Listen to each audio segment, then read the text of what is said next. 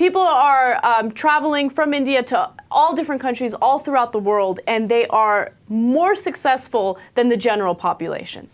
That is true in almost all of the countries that they're in. Yes. And it's certainly true here in the United States. It is. So I'm going to give you a couple examples. Put up the graphic. It's Indians versus general population of the United States, just to give you an example of how much they're better in terms of education and employment.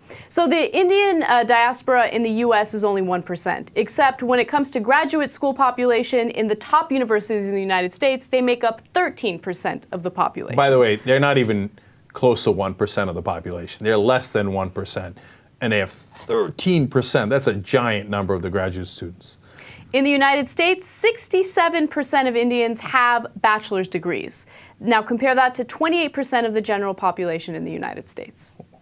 Beating you with a whooping stick.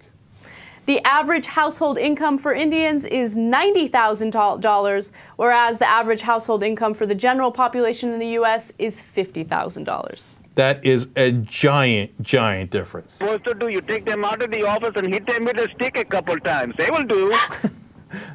Okay. Now, look, we're giving you those numbers, one, because they're true, and it's a news story. Two, because it's not because the South Asians are a better race or anything like that. When you go to India, some of the numbers are disastrous. 40% of the population lives for $1.25 a day or less, okay? And their life expectancy in Mumbai is 56 years old. It's disastrous. It's obviously not genetic. It's not a race thing. It's not any of that. It's that in the diaspora, in the Indian community, there is this work ethic. There's an expectation of going to school and doing exceedingly well.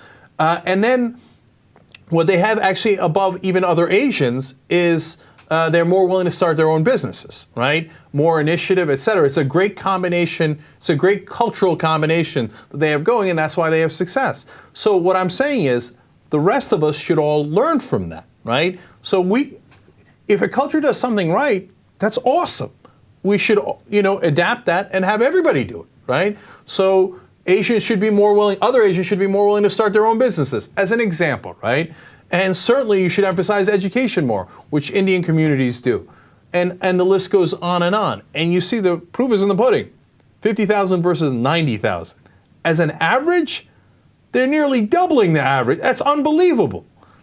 So there's something to be learned there. And look, it goes to what I say all the time, which some people take to be controversial. Culture matters. And sometimes you have the wrong culture, sometimes you have the right culture. Doesn't mean overall there's no such thing as this whole ethnicity has the wrong culture. But for example, give you an extreme example, in the cultures that say you should do female circumcision. Well, that culture is wrong, right? In that specific instance, right? And when you say, hey, you know what, you should get a really good education, that culture is right. So let's learn from what we do wrong, let's learn from what we do right.